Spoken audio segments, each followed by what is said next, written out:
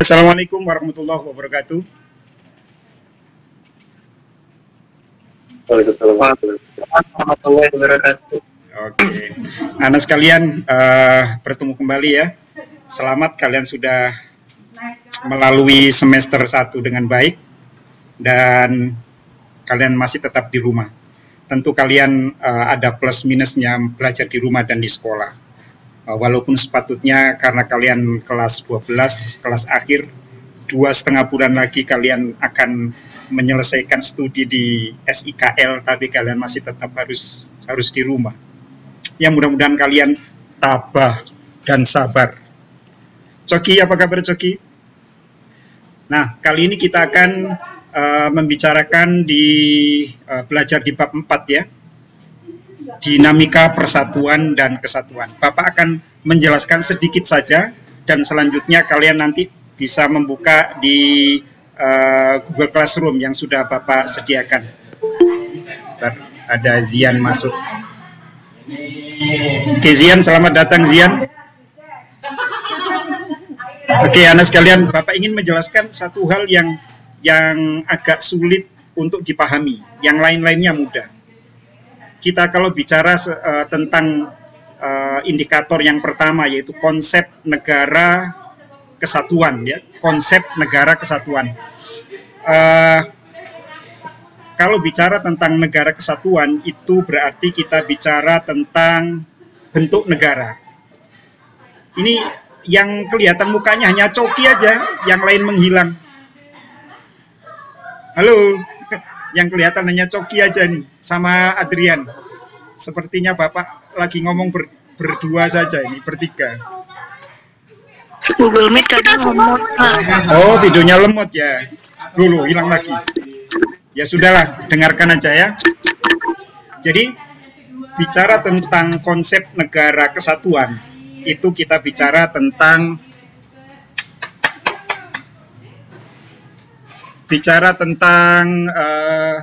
bentuk negara. Anak sekalian, bentuk negara itu ada dua, ya.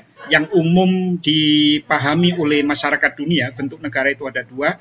Yang pertama adalah bentuk negara kesatuan atau disebut unitaris, dan yang kedua adalah bentuk negara serikat atau federasi. Oke. Nah, untuk bentuk negara kesatuan, apa sih bentuk negara kesatuan? Intinya begini, bentuk negara kesatuan itu adalah negara yang hanya terdiri dari satu negara. Apa ulangi lagi? Negara kesatuan adalah negara yang hanya terdiri dari satu negara. Di dalamnya ada satu kepala negara, ada satu kepala pemerintahan, ada satu lembaga legislatif pusat, ada satu kabinet, ya. Ada satu undang-undang dasar, ada satu bendera, ada satu lambang negara, dan pemerintahan dari pusat sampai ke daerah itu, diurus oleh pemerintah pusat. Itu namanya negara kesatuan. Dengan kata lain, anak sekalian, negara kesatuan itu negara yang di dalamnya tidak ada negara. Yang ada daerah-daerah itu disebut dengan istilah provinsi, bukan disebut dengan negara. Nah, lawannya adalah namanya negara serikat atau federasi. Negara federasi secara singkat bisa dikatakan negara yang terdiri dari beberapa negara bagian, atau negara yang di dalam negara yang dibentuk oleh beberapa negara kecil. Ya, negara yang di dalamnya terdiri dari beberapa negara bagian, itu negara serikat atau federasi.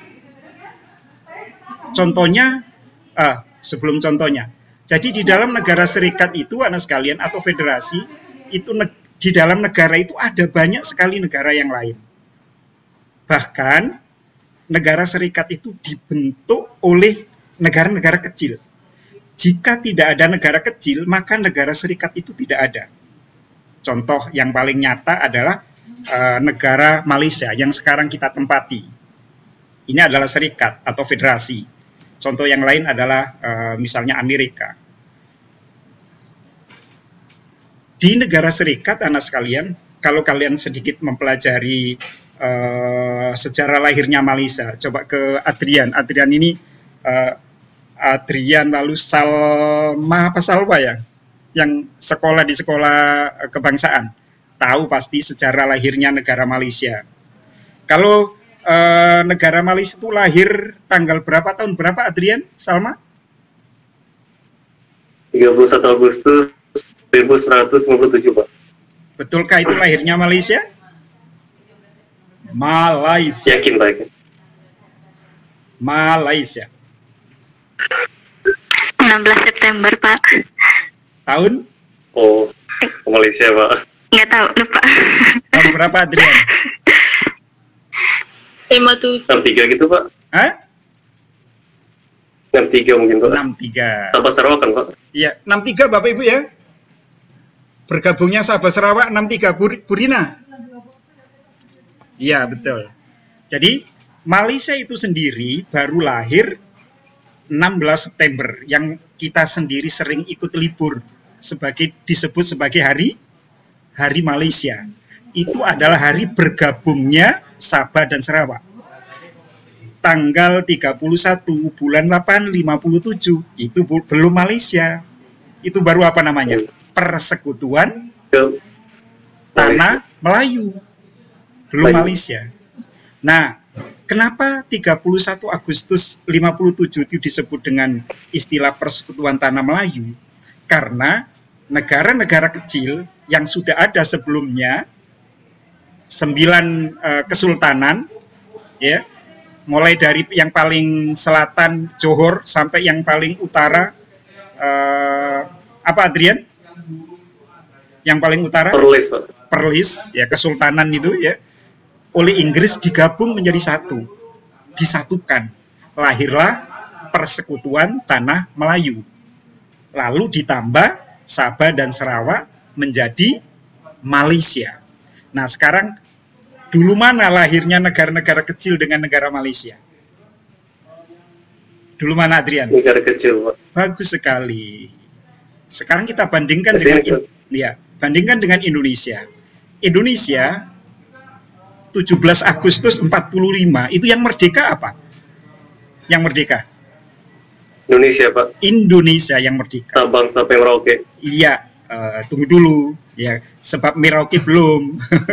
Merauke masih tahun 60-an. Nah, tanggal 17 Agustus 45 negara merdeka. Negara Indonesia merdeka.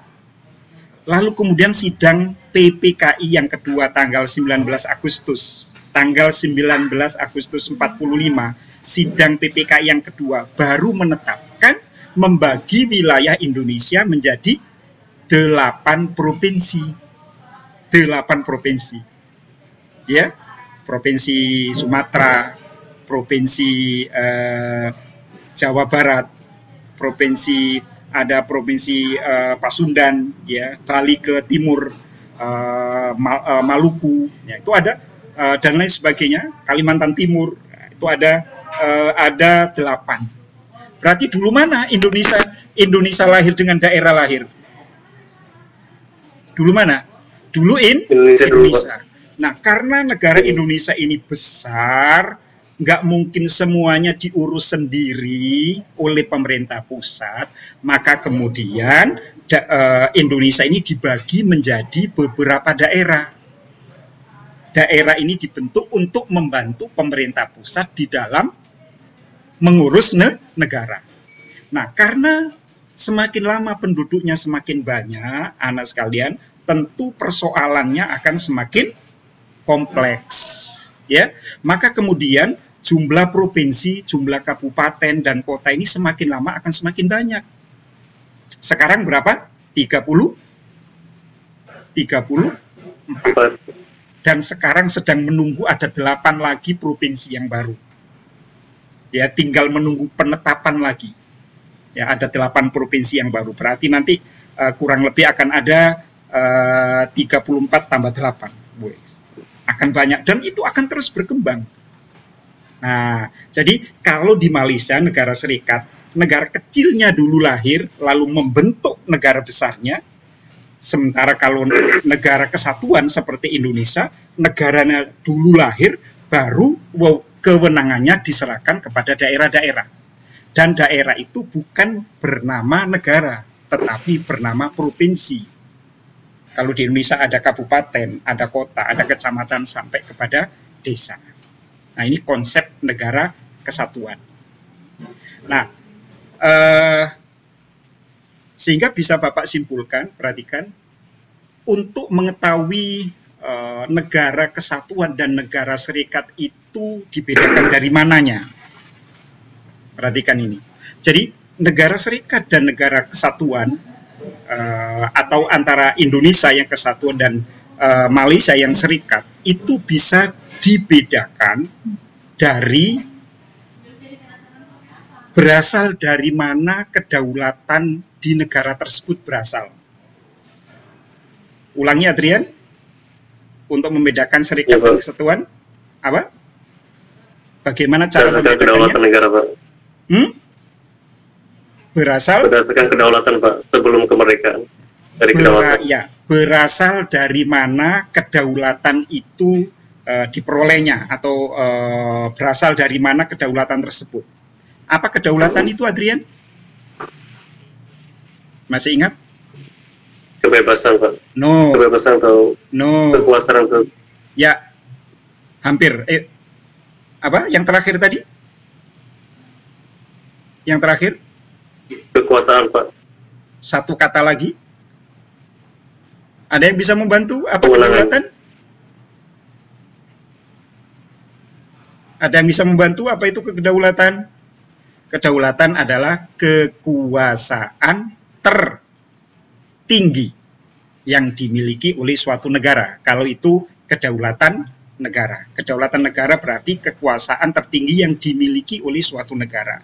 Nah, dari cerita Bapak tadi, anak sekalian, kalau negara kesatuan itu kedaulatan berasal dari negara besarnya diberikan kepada daerah. Betul, Adrian? Ini kenapa Adrian kok selalu Bapak sebut, karena hanya wajahnya Adrian yang kelihatan ya, wajah kalian nggak kelihatan. Lalu kemudian kalau negara serikat itu kedaulatannya berasal dari negara-negara kecil yang diberikan kepada negara persekutuan. Kalau di Malaysia namanya negara persekutuan, atau kita menyebutnya negara serikatnya atau negara federasinya. Paham ya? Itu kalau ditinjau dari asal mula kedaulatan di negara tersebut. Nah, begitu. Nah, anak sekalian, ada pertanyaan silakan.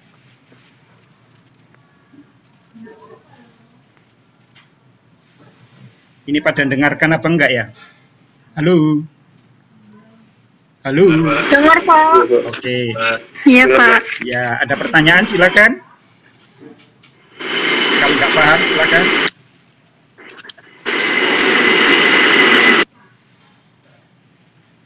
Salma. Ada pertanyaan, Salma. Sekarang tinggal wajahmu saja, Salma. Adrian sudah lenyap. Ada pertanyaan, Salma? Nggak ada, Pak. Nggak ada.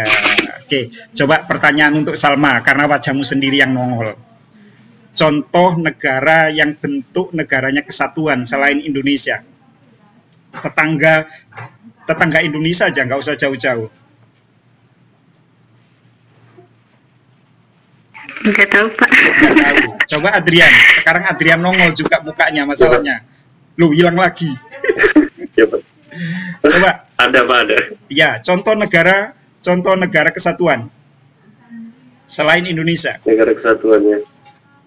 Tadi cirinya apa negara kesatuan itu tadi? Negara tersebut wujud, setelah negara itu tersebut wujud, baru daerah-daerahnya wujud, Pak. Ciri-cirinya itu kalau sejarahnya rumit itu. Ciri-cirinya negara kesatuan. Ada satu negara, ada satu kepala negara, satu kepala pemerintahan, satu undang-undang dasar atau konstitusi, satu kabinet, satu bendera, satu lambang negara. Ya, itu negara kesatuan. Bandingkan dengan Malaysia. Di Malaysia itu ada banyak kepala negara loh. Paham nggak maksudnya? Kepala negara, Paham, Pak. ya, Malaysianya sendiri punya kepala negara namanya Agong. Lalu kemudian masing-masing negeri yang jumlahnya 14 itu punya kepala negara juga. Ada sultan, ada yang di pertuan negeri. Kepala negaranya banyak, itu kalau dijumlah berarti di Malaysia itu ada 15 kepala negara. Lalu kemudian ada banyak kepala pemerintahan. Kalau negara federasinya, kepala pemerintahannya namanya Perdana Menteri. Sekarang siapa namanya? Muhyiddin Yassin. Masing-masing negeri juga punya kepala pemerintahan. Namanya apa, Adrian? Ketua Menteri. Menteri Dalam Negeri, Pak. Ketua Menteri di masing-masing negeri itu. Peraturan. Ya, ada ketua menteri. Ya, lalu kemudian ketua menteri itu dibantu oleh menteri-menteri, namanya exco. Nah, itu menteri itu di negara Malaysia. Ya, punya bendera banyak. Kalau kalian lihat ada masing-masing negeri punya bendera kan? Ya, Pak. Iya, betul ya. Nah, lain dengan Indonesia, gitu anak sekalian. Ayo, contoh negara kesatuan selain Indonesia, tetangga Indonesia aja. Jepang, Pak. Jepang bukan tetangga, nggak usah jauh-jauh. Contohnya Timur Leste, Brunei Darussalam, ya. Lalu kemudian mana? Singapura, Thailand gimana, Pak? Thailand, ya. Kalau di dalamnya ada provinsi, ya, itu pasti negara kesatuan. Kalau negara bagian di dalamnya, itu pasti serikat. Paham ya? Nah, biasanya nih ya, tidak selalu, biasanya negara kesatuan itu adalah negara kecil, atau negara yang pulaunya tidak banyak, itu biasanya negara kesatuan. Tapi khusus Indonesia itu berbeda, ada alasan lain. Kenapa Indonesia kok justru memilih kesatuan, bukan milih federasi? Justru ini sebaliknya, sebab Indonesia itu ada 17.000 pulau, 5 juta kilometer persegi wilayahnya. Lalu masing-masing itu ada suku bangsa, ada adat yang berbeda, budaya yang berbeda, bahasa yang berbeda. Nah, ini kalau bentuk negara Indonesia itu federasi, maka akan rawan terjadinya pemisahan diri. Iya, memisahkan diri. Rawan akan terjadinya memerdekakan diri masing-masing. Karena yang namanya negara serikat itu, negerinya namanya negara. Berarti tadi punya kepala negara, punya kepala pemerintahan, punya menteri, itu dan negara merdeka. Nah, kalau di Indonesia, rawan sekali. Nanti ada negara Aceh saja sudah ingin merdeka, Papua ingin merdeka, dulu Kalimantan Timur juga ingin merdeka. Padahal itu negara kesatuan. Apalagi sudah dalam bentuk negara. Nah, itu alasan Indonesia. Kenapa Indonesia memilih bentuk negaranya kesatuan. Akhirnya anak sekalian, di dalam perubahan Undang-Undang Dasar 45, amandemen Undang-Undang Dasar 45, MPR memiliki kesepakatan. Salah satu kesepakatannya adalah NKRI harga mati. Artinya tidak akan pernah melakukan perubahan terhadap bentuk negara kesatuan. Sampai kapanpun Indonesia tidak boleh berubah menjadi federasi atau serikat atau persekutuan. Sebab sekali saja berubah menjadi negara serikat, maka Indonesia akan terpecah belah. Indonesia dalam sejarah, siapa yang ingat? Indonesia pernah nggak menjadi negara serikat? Kenapa? Pernah. Tahun berapa? 50, Pak, setelah KMB. Iya, betul sekali. Setelah konferensi meja bundar. Nah, Sauki nongol ini, Sauki. Yaitu setelah KMB. Tepatnya adalah 27 Desember 49 sampai 17 Agustus 50. Hanya 10 bulan. Indonesia pernah menjadi negara serikat. Ya, 10 bulan sudah terjadi banyak persoalan. Banyak pemberontakan, banyak ingin memisahkan diri. Akhirnya tepat di ulang tahun kemerdekaan Indonesia yang kelima, Indonesia kembali ke negara kesatuan dengan Undang-Undang Dasar Sementara 1950. Kembali. Jadi Indonesia pernah hanya 10 bulan.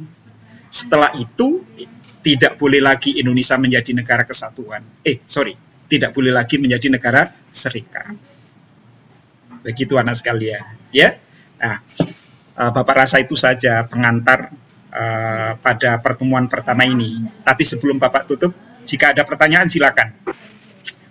Kalau ingin jelas, nanti buka Google Classroom ya di bab 4. Di situ sudah ada materi bentuknya PDF, lalu kemudian ada YouTube yang Bapak buat sendiri, dan juga ini nanti akan Bapak jadikan YouTube dan Bapak masukkan juga di materi agar kalian lebih paham. Coki, ada pertanyaan? Baru disapa hilang lagi. Ayo, yang mau tanya silakan, bersuara saja nggak apa-apa. Bapak hitung sampai 5. Kalau sampai 5 nggak ada, kita akhiri ya. 1, 2, 3, 4, 5. Oke, sampai di sini dulu perjumpaan kita. Mudah-mudahan pertemuan kali ini membawa hikmah yang banyak. Kalian memahami dan langsung kalian bisa belajar di Google Classroom. Terima kasih. Langsung nongol semua. Begitu terima kasih, langsung mukanya kelihatan semua ini. Oke, Assalamualaikum warahmatullahi wabarakatuh.